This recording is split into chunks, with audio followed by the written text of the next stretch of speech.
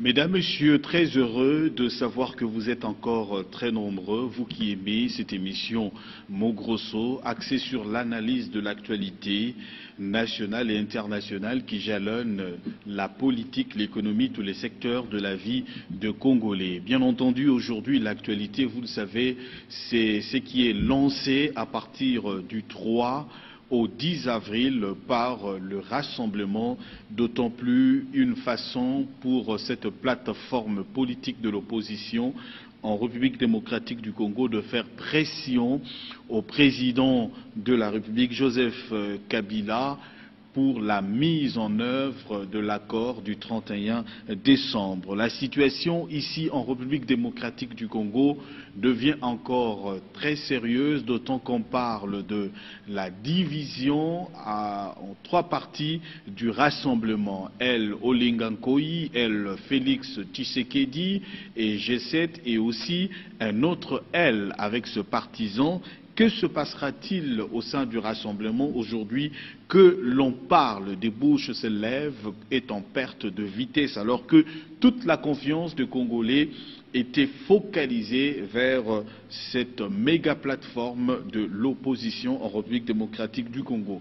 Dans l'entretemps, la Commission électorale nationale indépendante évolue et s'affirme du côté de l'enregistrement des électeurs pour les prochaines élections ici en République démocratique du Congo. La dernière résolution 2348 du Conseil de sécurité des Nations Unies vient encore bouleverser, jeter la pavée dans la mare en ce qui concerne la mise en application de cet accord. Nous allons rappeler bien entendu le contenu de cette résolution 2348 qui vient compléter la résolution 2277 du Conseil de sécurité des Nations Unies. Sur ce plateau, pour parler de l'actualité ici en République démocratique du Congo, nous recevons pour vous l'invité que vous connaissez, il est permanent dans cette émission, Gabriel Mokéamandembo, président national du mouvement de démocrates congolais, membre cofondateur de la dynamique de l'opposition et également le seul opposant ici en République démocratique du Congo, comme il le dit et l'affirme. Bienvenue Gabriel Moka. Merci beaucoup, monsieur. Et nous recevons également un invité contenant la grande partie également de l'histoire du Zaïre. C'est le dernier chargé de mission du maréchal Mobutu et il a été délégué pour parler de la cité de l'Union africaine. Je citais monsieur Maurice Likouo qui est également avec nous. Bienvenue dans ce numéro de Mo Grosso. Merci beaucoup, monsieur le journaliste. D'accord. C'est gentil. Voilà, je voudrais rappeler quelques contenus de cette résolution 2348 de sécurité des Nations Unies en ce qui concerne le processus politique et électoral en République démocratique du Congo. Première résolution demande à toutes les parties en République démocratique du Congo, y compris au président Kabila, à la majorité présidentielle et à l'opposition, de mettre en œuvre sans délai l'accord du 31 décembre 2016 en toute bonne foi et dans son intégralité et à redoubler d'efforts en vue de parvenir rapidement à la conclusion des pourparlers en cours sur les arrangements particuliers afin de nommer sans tarder un Premier ministre présenté par le Rassemblement. Conformément à l'accord conclu, de mettre en place le Conseil national de suivi de l'accord et d'appliquer pleinement les mesures de confiance afin de commencer sans plus tarder la préparation des élections présidentielles et législatives qui doivent avoir lieu avant la fin de 2017. 2. Réaffirme sa volonté d'appuyer pleinement la mise en œuvre de l'accord du 31 décembre 2016. Le Conseil de sécurité réaffirme sa volonté d'appuyer pleinement la mise en œuvre de l'accord du 31 décembre 2016 et rappelle qu'une mise en œuvre effective, rapide et opportune de cet accord est essentielle à un processus crédible et à la paix et à la stabilité de la République démocratique du Congo. Je prends la 4e résolution qui félicite la CENI pour les avancées. 5e résolution demande au Parlement, pendant la session ordinaire ouverte le 15 mars 2017, de modifier la loi électorale selon qu'il conviendra pour que le calendrier électoral soit conforme à l'accord du 31 décembre 2016. Exhorte le gouvernement et les autres parties concernées à créer les conditions nécessaires pour que le processus électoral soit libre, juste, crédible, ouvert, transparent, pacifique et conforme au calendrier électoral et à la Constitution congolaise, qu'il s'accompagne d'un débat politique libre et constructif et que soit assurée la liberté d'opinion et d'expression, y compris pour la presse, la liberté de réunion, un accès équitable aux médias, y compris aux médias d'État, la sécurité de tous les acteurs politiques et la liberté de circulation de tous les candidats ainsi que des observateurs et témoins, de journalistes, des défenseurs des droits de l'homme et des acteurs de la société civile, notamment des femmes. Voilà. Souligne, ça c'est la dernière que je voudrais lire pour que n'appelle sa parole aux invités, c'est aussi important, souligne qu'une mise en œuvre complète et rapide de l'accord du 31 décembre 2016 est essentielle pour appuyer la légitimité des institutions chargées de la transition, exprime son plein appui à la médiation conduite par la Conférence épiscopale nationale du Congo, demande instamment à toutes les parties prenantes nationales de poursuivre la concertation de manière transparente et ouverte et de coopérer avec la conférence à cet égard, et prie le secrétaire général de fournir un appui politique à ces efforts conformément aux dispositions de la présente résolution, notamment en usant de ces bons outils. Gabriel, on vient de suivre la résolution du Conseil de sécurité, la résolution 2348. Que pense Gabriel Mokia de cette résolution? Le soutien total à la CENI, aux journalistes, aux hommes politiques pendant les meetings, leur ceci, là je suis d'accord. Mais la résolution a failli en s'ingérant dans les accords de notre pays, surtout à ce qui concerne l'accord du 31. Je ne reconnais plus l'ONU. L'ONU qui sait très bien que cette organisation avait confié mandat à l'Union africaine et l'Union africaine a envoyé quelqu'un ici pour pouvoir régler ces problèmes, ou plutôt ces problèmes, avec un accord du 18. Et cela a été avalisé en Angola et l'Union africaine a rappelé son envoyé avec satisfaction. Et depuis lors, il y a un apaisement dans la capitale. Le travail a repris en attendant les élections. D'autres ils ont pris l'engagement au Mongaliema d'organiser les élections dans les délais. Il a repris par rapport à l'accord du 18 octobre ou par rapport à l'accord du 31 décembre? Par rapport à l'accord du 18 octobre. Parce que l'accord du 31 crée toujours des problèmes jusqu'à aujourd'hui. Alors,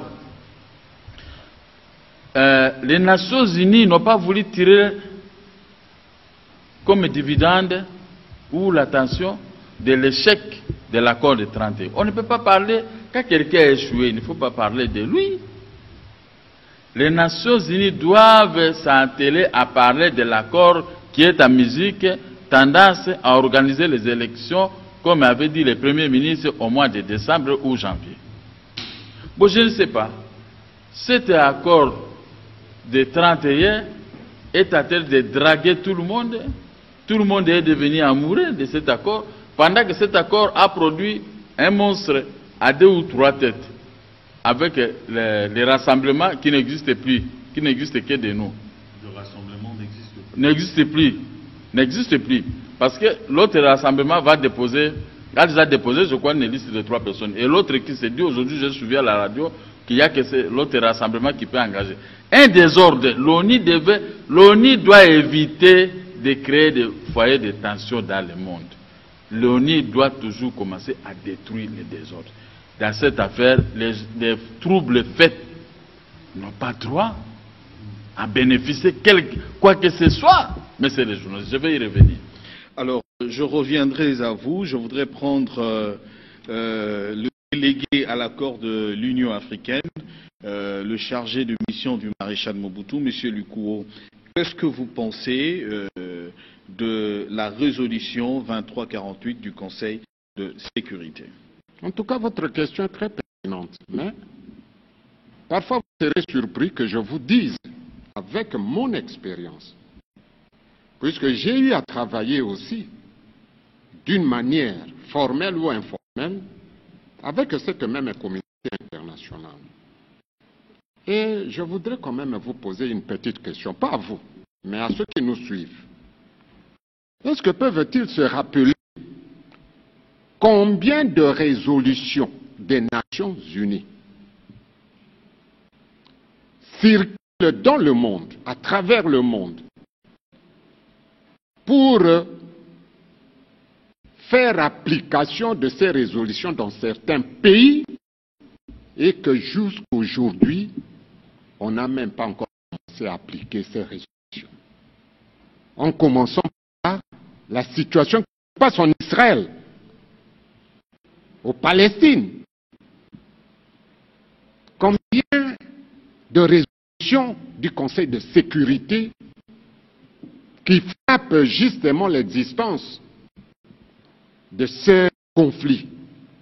Et je crois que jusque-là, il n'y a aucune solution. En ce qui concerne notre pays, effectivement, avec la résolution qui vient de sortir, bien sûr, excusez-moi, j'ai quand même essayé de lire ça d'une manière un peu horizontale. Mais en tant qu'analyste formé, pas dans n'importe quelle école, je vois que cette résolution n'est que le reflet des recommandations de la CENCO qui était allée déposer au niveau du Conseil de sécurité des Nations Unies. Parce que, comme vient de souligner M. Gabriel Mokia, c'est très pertinent. Les assises de la Cité de l'Union africaine étaient revêtues d'un caractère juridique, officiel et international, s'il vous plaît.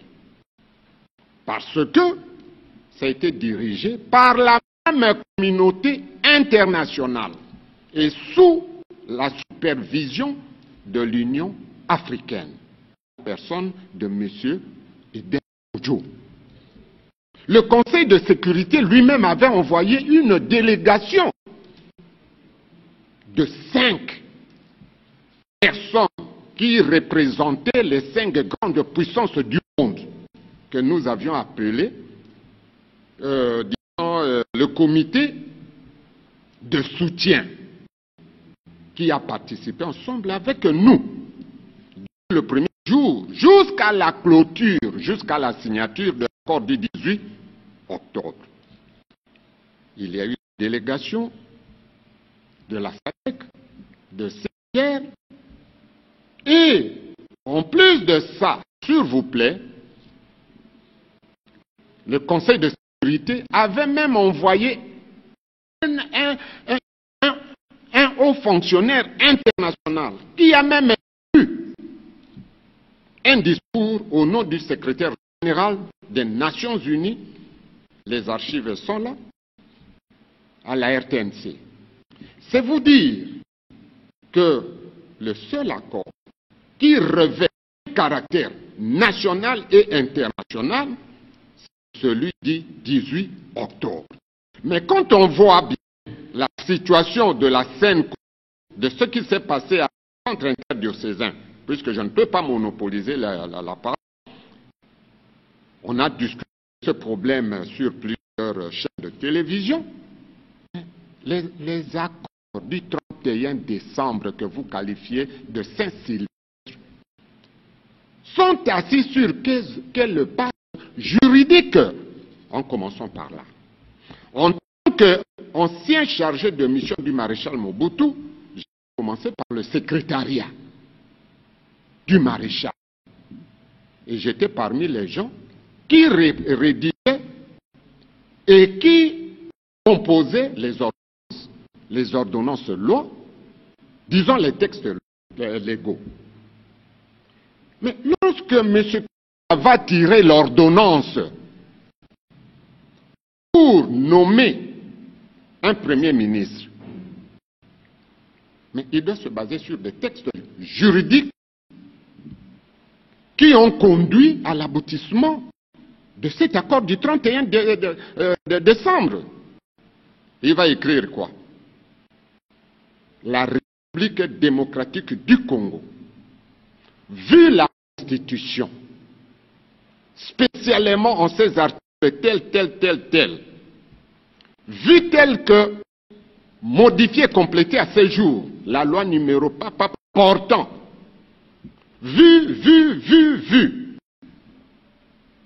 Et il doit aboutir à l'ordonnance convoquant justement ces assises, comme il avait fait avec la nomination de M.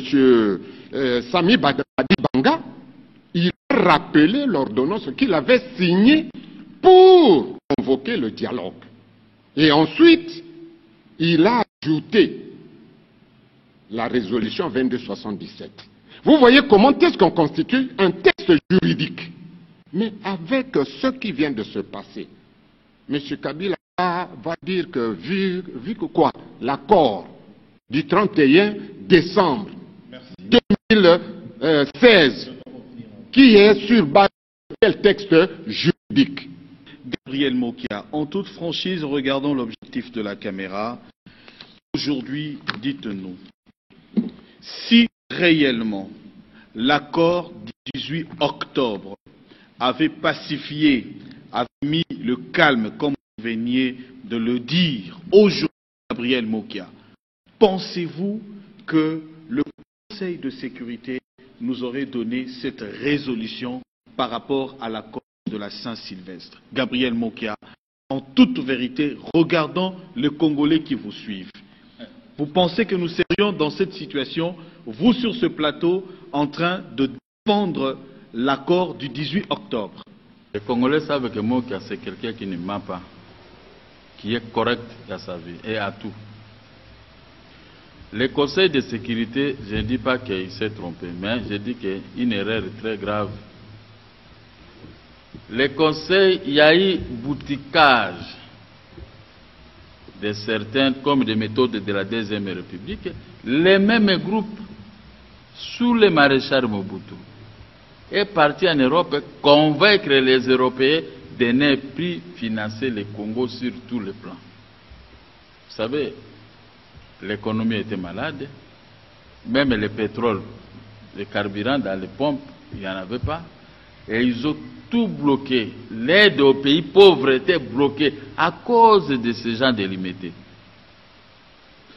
Quand ils ont compris qu'il y a eu échec, et l'échec qui a provoqué, ce n'est pas le pouvoir à place qui a provoqué l'échec, mais c'est entré pour le repositionnement dans leur propre groupe. Il n'y a personne qui est allé leur demander de faire ceci. Et même ils ont compris que tel ne peut pas être là, il n'y a que moi. Tel ne peut pas être là. Allez, ils se sont divisés en 3 groupes. Ils sont revenus à cause de faire rediviser à 3 groupes. Je dis rassemblement et la dynamique. Mais quel est le problème des Nations Unies quand les gens là... Bon, maintenant les Nations Unies disent qu'on va appliquer la résolution du 31, n'est-ce pas? L'accord du 31. Dans quel groupe? Mais le Conseil de sécurité a omis de préciser, on va donner le poste de Premier ministre dans quel groupe? Comme ils n'ont pas précisé, c'est une erreur grave du Conseil de sécurité. On parle du rassemblement, Gabriel Moto. Mais quel rassemblement? Il y en a 3.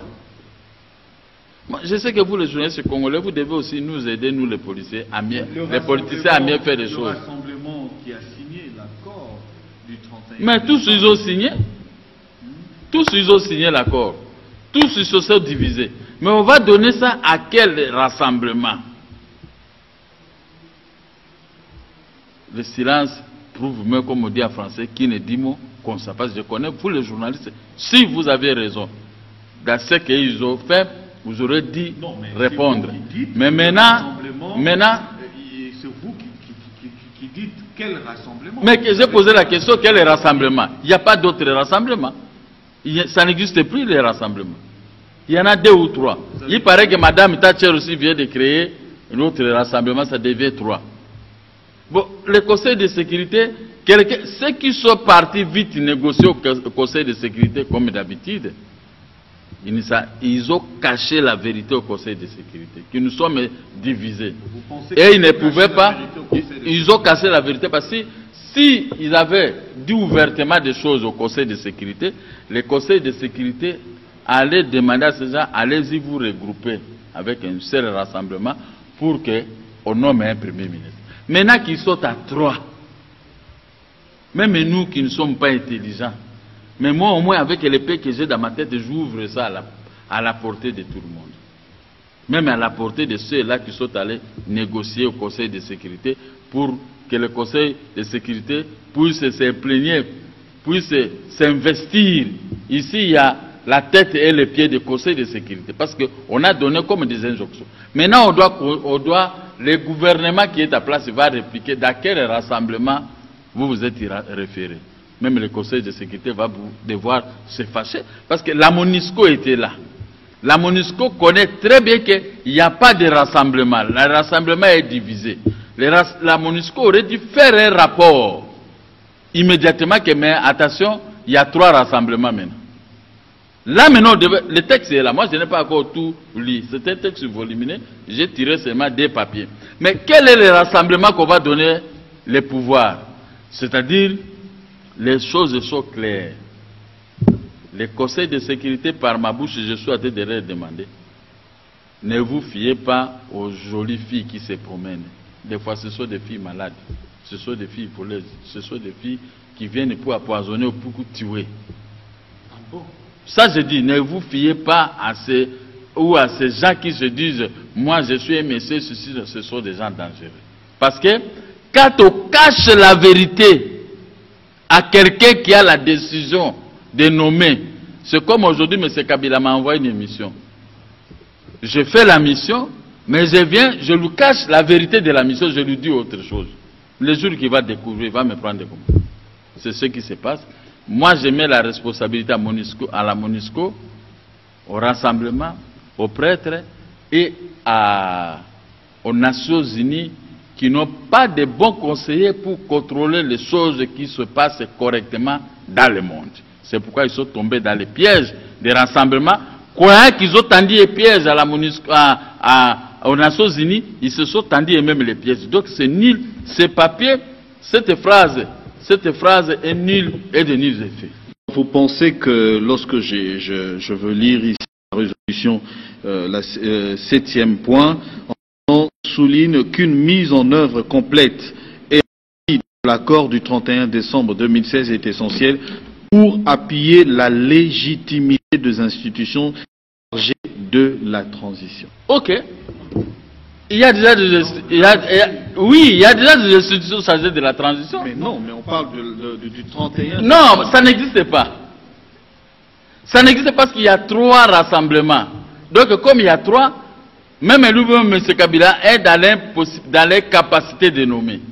Donc, ça n'existe pas. On ne peut plus lire ça. C'était une erreur de ceux-là qui ont ramené, qui ont apporté ces éléments au niveau du Conseil de sécurité. Mais moi qui a comme état opposant, clair, il découvre que les Nations Unies ont failli. Le président de la République doit avoir la latitude de maintenir ce qui est à place, qui ne lui pose pas de problème, qui ne divise pas, qui ne veut pas les fusions de ça, ce gouvernement doit continuer calmement pour organiser les élections et ramener tous ces gens-là qui sont allés se taper la tête aux Nations Unies. Ils sont tombés 2 fois. Première fois, ils ne se sont pas attendus devant la CENCO. Deuxième fois, ils ont trompé les Nations Unies et je viens de dénicher ça tout de suite. Voilà. Applaudissez-moi quand même. Monsieur Likouo. Donc, une dernière question avant de prendre Monsieur Likouo. Gabriel Mokia, vous pensez que le Conseil de sécurité des Nations Unies serait vraiment fou de souligner au 7e point que la mise en œuvre complète et rapide de l'accord du 31 décembre est pour appuyer la légitimité des institutions et de la transition. Donc vous pensez que les Nations Unies ont l'accord du 18 octobre? Se sont trompés parce qu'on les a donné un rapport bâclé, tout en cachant les divisions qui sont au sein du rassemblement. Vous ne pensez pas que c'est très grave? Mais le Conseil va traiter maintenant avec qui? Parce que si le Conseil envoie quelqu'un aujourd'hui, on les appelle même au Grand Hôtel. Il y aura 3 groupes de rassemblement. Mais moi, si je suis là, moi je ne suis pas des rassemblements, je n'ai même pas besoin de tout ce que vous faites. Mais dis-moi sincèrement, vous, le Conseil de sécurité, vous allez traiter avec quel rassemblement? Et quel est le rassemblement que vous avez désigné? Voilà. C'est une question que j'ai posée au Conseil de sécurité. C'est à eux maintenant de nous répondre. Ou soit, pardon, c'est à la MONUSCO de me répondre ici sur place à Kinshasa. Monsieur Maurice Likouo, vous parliez d'un soubassement juridique, l'accord du 18 octobre, et que celui du 31 décembre n'avait pas de soubassement juridique, n'avait même pas aussi de reconnaissance sur le plan international. Les Nations Unies transmet la situation à l'Union africaine. L'Union africaine envoie Kodjo. Kodjo organise le dialogue. Le dialogue aboutit à la signature le 18 octobre.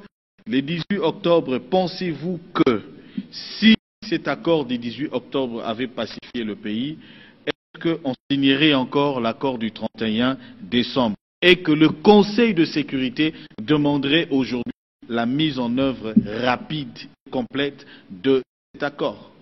La finesse de ton raisonnement.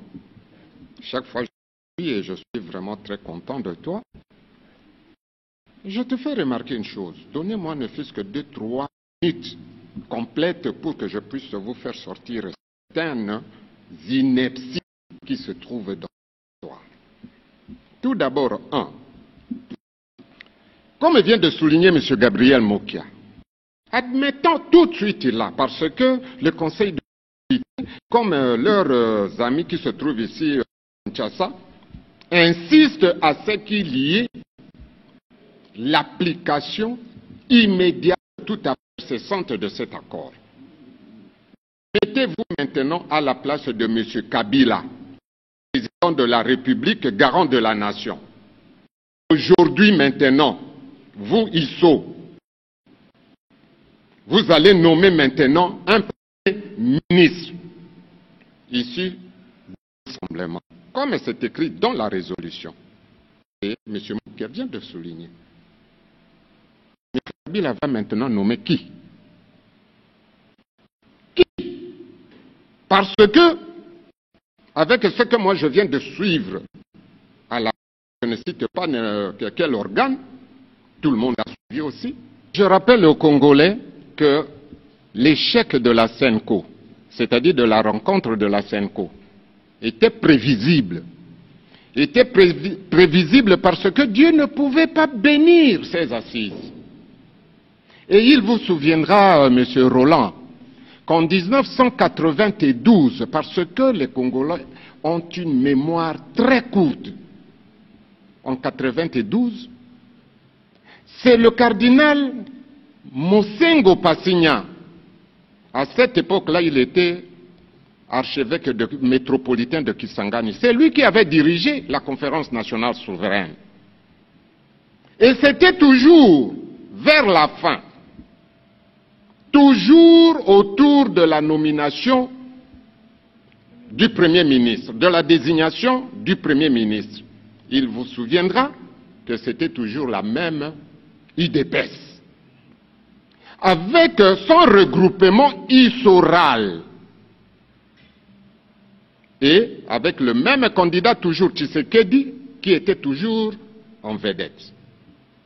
C'est à cause de toutes ces confusions que l'archevêque Mosengo Passigna avait eu l'idée de créer la troisième voie qui a porté Léon Kengo Adondo au pouvoir en tant que Premier ministre.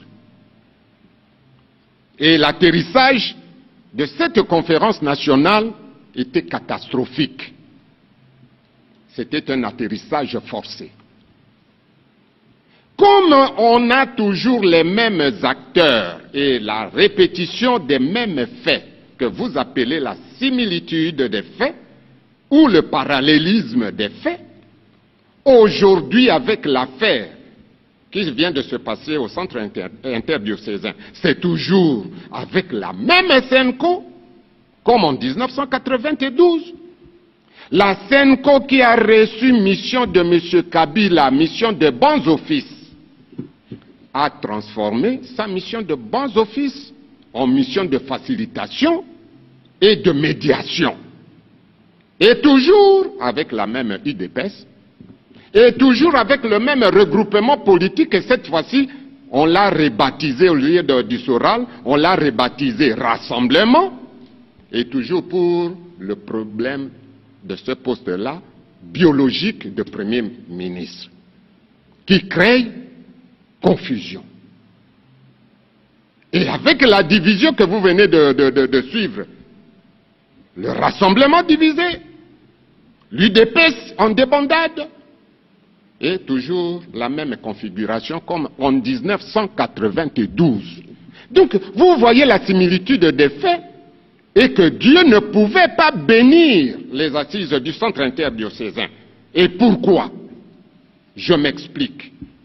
Parce que nous tous, de l'opposition, nous avions claironné depuis des années que nous étions plutôt à la conquête du processus électoral. Ce n'était pas pour le partage du pouvoir, ni pour la prise du pouvoir. C'est ce qui a fait que les illuminés ont fabriqué le slogan selon lequel le peuple d'abord. Mais aujourd'hui, Dieu s'étonne que les mêmes gens qui disaient le peuple d'abord, c'est maintenant plutôt la primature d'abord et les postes ministériels d'abord. Un instant, je chute, une seconde. Raison pour laquelle on a fait tuer les gens pour rien, mais aujourd'hui, au lieu qu'on puisse se chamailler pour le problème d'enrôlement, d'ailleurs, M. Nang est déjà en avance puisqu'il a déjà enrôlé déjà plus de 60% des électeurs. Nous serons surpris et moi je crois bien qu'il doit convoquer l'électorat le plus rapidement possible. C'est parce que c'est à partir des urnes que chacun de nous va tirer sa légitimité. Au lieu que ça soit la rue. Mais pourquoi nous devons toujours envoyer notre peuple dans la rue pour se faire tuer? Pour quelle raison? 5 ans, 6 ans après, peuple Yowana Topé Sakaye est l'autre côté, il n'y a aucune amélioration. Et l'autre mon côté, et nous prétendons que nous faisons nous sommes dans l'opposition pendant 36 ans, Tozoakape pouvoir et Angote, mais Totindakaka peuple Naliwa. Et vous croyez que ça c'est aimer le peuple? Et je crois bien que dès qu'on arrivera à la fin, je donnerai ma position finale. C'est déjà la fin. Non, si c'est la fin alors, si c'est la fin, les autres puissent maintenant venir se greffer. Puissent laisser M. Badi Banga continuer à préparer les élections parce qu'il est déjà en avance. Et que les autres, nous qui faisons beaucoup de bruit avec notre fameuse carte rouge que nous avions même oubliée, s'est transformée en carton vert, que nous tous, nous puissions faire partie de ce groupe, de ce gouvernement d'union nationale dirigé par Sami Badi Banga et que nous puissions montrer au peuple ce que nous valons devant la nation. Pour en arriver là, nous devons d'abord vider la forme. Nous devons vider la forme. Ça, c'est le fond. Et le fond, c'est bon. Il n'y a pas de problème. On va le faire, mais dans le sens voulu par notre population, pas qu'il y ait des morts. Mais la forme qui nous lie présentement, quel est ce gouvernement qui va demander? Il doit nous déterminer. Le gouvernement Badibanga ou un gouvernement imaginaire. Quel est le gouvernement, moi? Parce que c'est une question que une simple question, je peux répondre de ça parce que j'ai été l'acteur en 2015 des événements, j'ai été parmi les acteurs des événements malheureux survenus en 2015 en janvier, les 12 et le 19 janvier.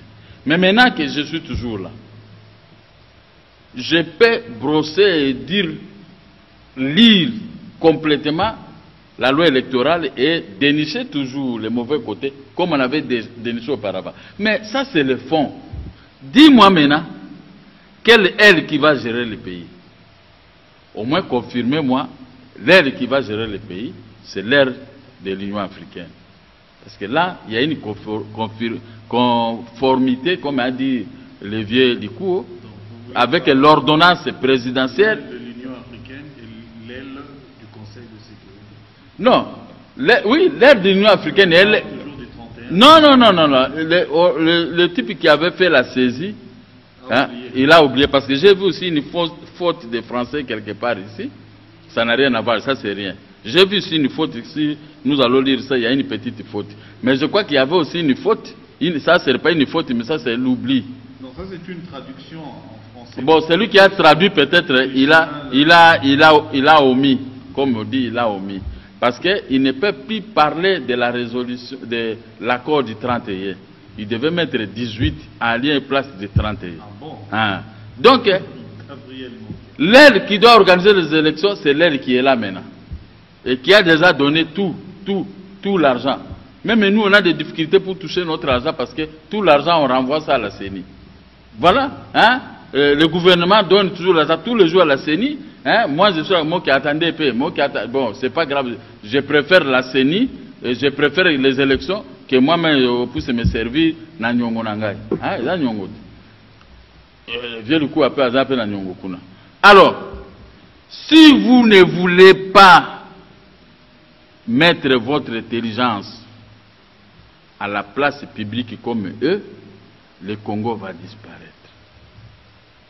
Je crois que ce soit tout intellectuel qui m'écoute et qui m'a écouté ou qui sera informé par son voisin, par son enfant, par sa femme, par je sais pas, votre média, doit comprendre qu'il y a une erreur grave, trop capitale qu'on doit corriger. Donc, vous voyez, il n'y a que des erreurs qui s'accumulent dans cette affaire.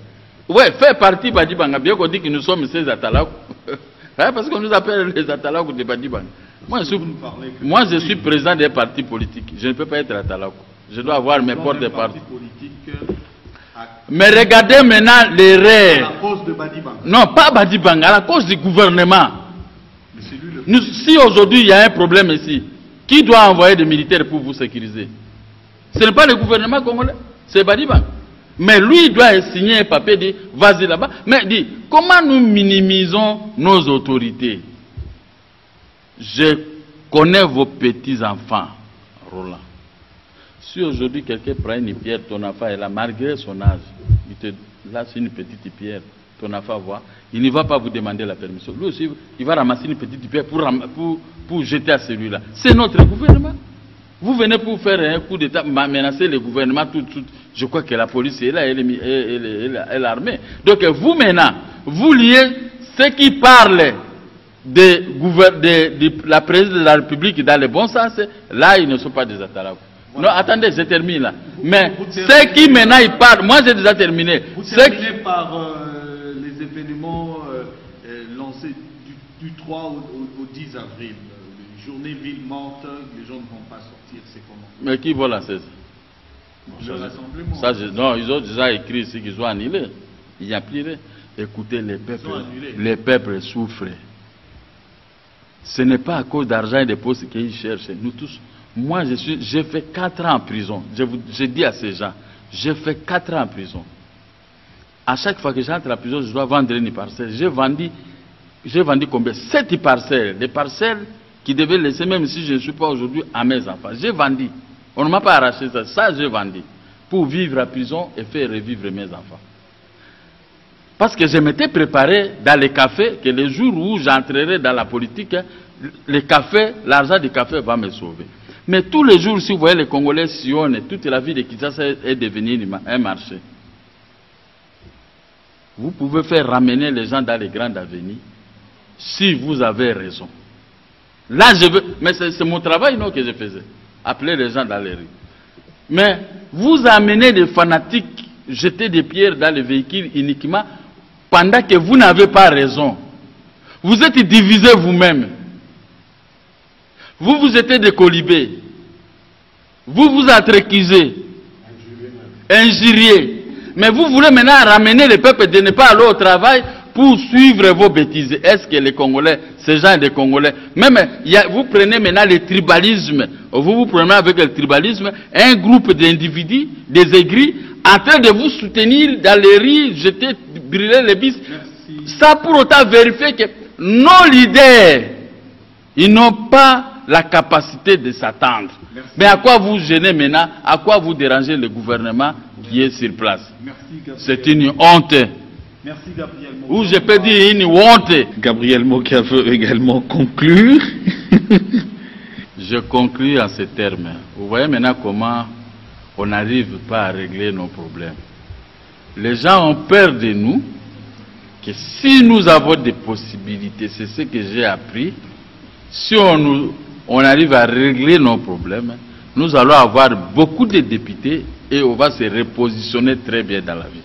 Les jaloux du RDC, de la RDC, vont aux Nations Unies créer des problèmes, ils rentrent au gouvernement créer des problèmes, ils vont à la présidence raconter des choses contre nous, mais je vous préviens, moi qui ai toujours été fidèle à ces engagements, moi quand je t'aime, je t'aime, quand je ne t'aime pas, je t'abandonne.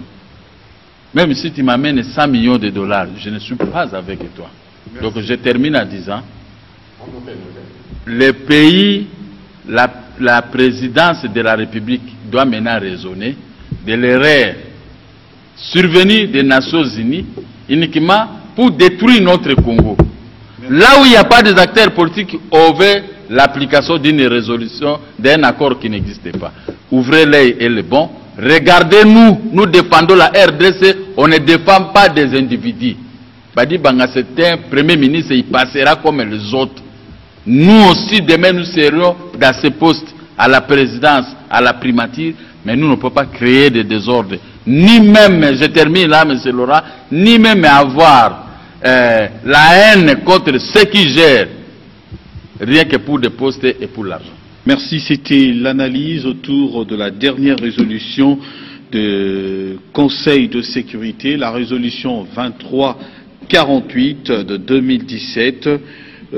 Nous avons reçu pour vous Gabriel Mokia, président national du mouvement des démocrates congolais, le seul opposant, comme il le dit, ici en République démocratique du Congo, et monsieur Maurice Likouo, le dernier chargé de mission du maréchal Mobutu et délégué au dialogue de l'Union africaine. Vincent Onokama était à la prise des vues. Whisky Wishia a monté cette émission.